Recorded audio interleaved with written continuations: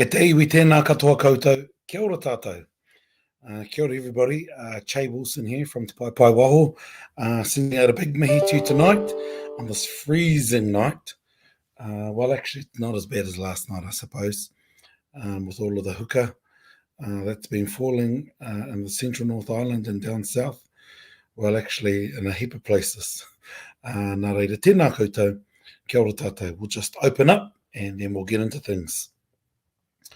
Karanga kia rangi nui e tui o nei, karanga kia pape takotoa ke nei. Te putanga o te kōrero, te putanga o te wānanga, ka puta ki wao, ki te wai au, ki te ao marama. Hui e, tai ki e. Tai ki e kia tātou, I roto I tēnei pō, me te mihi atu kia koutou o te rā tātou katoa. As I said earlier, it's Che Wilson here from Te Pai Pai Waho, connecting through a number of different platforms tonight. And I'm going to be talking about Māori organisation and collectivism. And a few weeks ago, I started the first session, then had a break because I was out of range. And then last week, just did a reintroduction of everything. So part two of Māori organisation. And you'll remember from the first one, the traditional forms of Māori organisation, whānau, hapu, iwi, whare wānanga, etc., are all, kia ora Jess, are all different traditional forms of how we organise ourselves. And we then evolved into prophetic movements and other things. And in the weekend, we had a wānanga that came about our prophetic movement, which was beautiful. And if only the snow had fallen a day earlier, we would have all woken up to beautiful snow. And so those traditional forms worked for us. And even when there was disagreement, we were able to navigate through that in an efficient way. What I'm going to talk about tonight is, in part two, is the colonisation of our forms of organising ourselves. And in particular, I'm going to focus in on the marae and what it's done. So traditionally, we had leaders who made decisions, and those leaders were well versed in our law, and that law being kawa and tikanga. I don't prescribe to LORE because I think we've got to stop using other cultures' definitions about us. And whereas our law was kawa and tikanga, and there's no translation for kawa and tikanga except for kawa and tikanga, and the various ritenga that connect to those habitual practices, I suppose. What happened is, as a result of the Native Land Court and various legislation, we had to organise ourselves in a different way, where we had to have both, kia ora te rangi, where we had to have both marae trustees and a marae committee. And similarly, for our land trusts and organisations, we're never a real board, we're a committee of management. And all of these different undertones of racism because we can't look after our own affairs, even though we'd been doing fine for centuries. And so if you look at the marae, it's a classic example of a colonial structure that goes wrong most of the time. Not all of the time, but most of the time. Because you'll hear all of the nightmares about marae trustees and marae committee taking each other to court and just being outright mongrels to each other. And that's all part of a system where it was designed for us to fight against each other.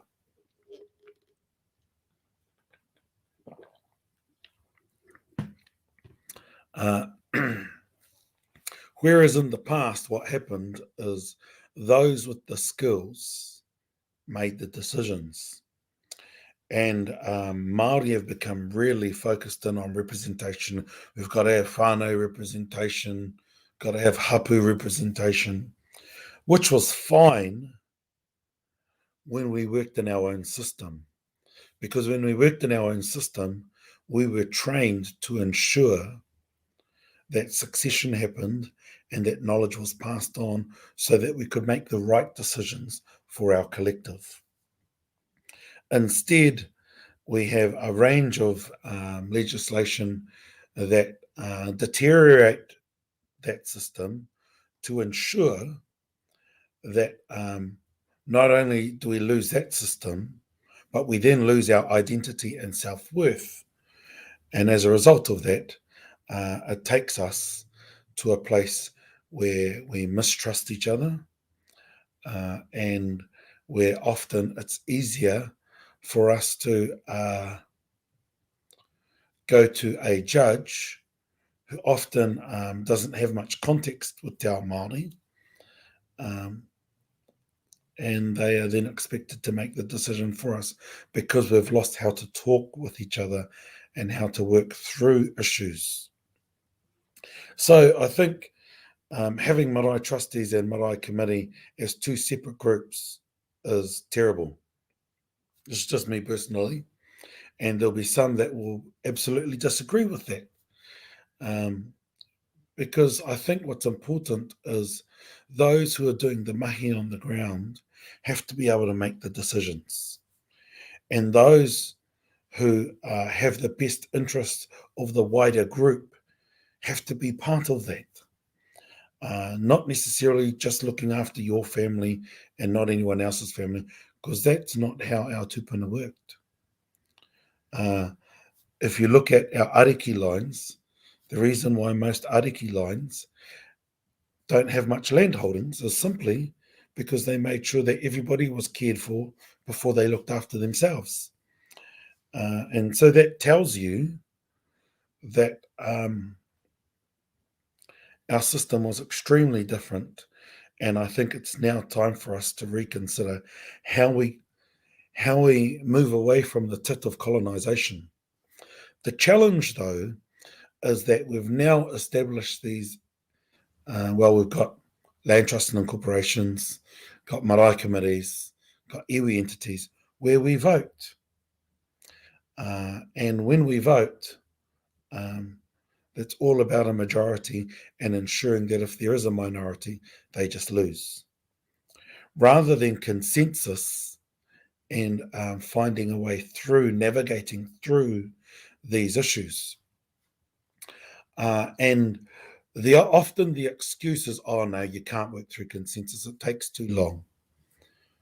Well, I know an example where we've been working through consensus for over a decade now, and it works absolutely fine. It does require strong leadership, and it does require people understanding the tikanga and the kawa connected to that organisation. And you have to commit to it every time you meet, so that as you commit to it, you enter into the meeting consciously. You also have to work through some different behaviours, because often a meeting can be transactional. So you go there, you shit on each other, then you leave.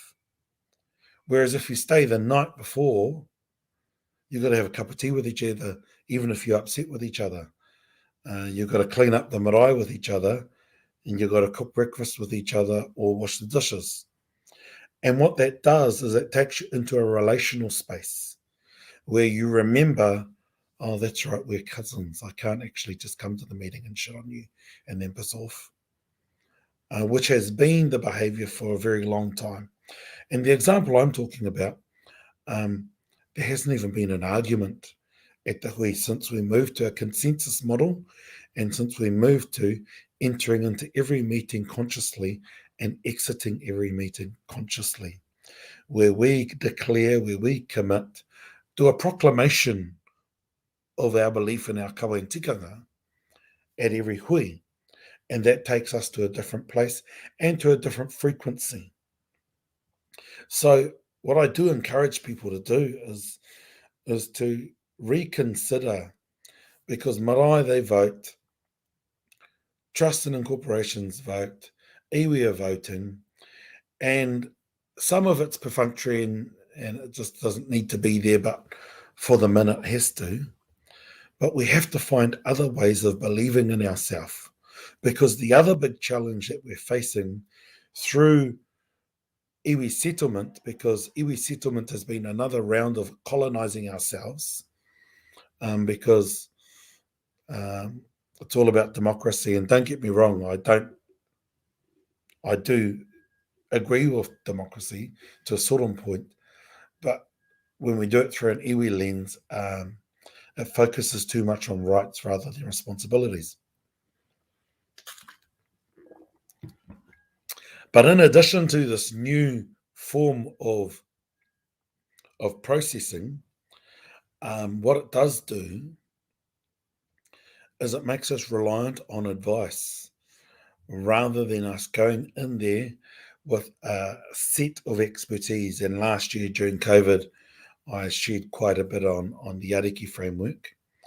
But what it's done is it made us reliant on advice, and it takes us to a state of confusion and or intimidation, rather than us working through how te wakato, what's the decision and how do we get there?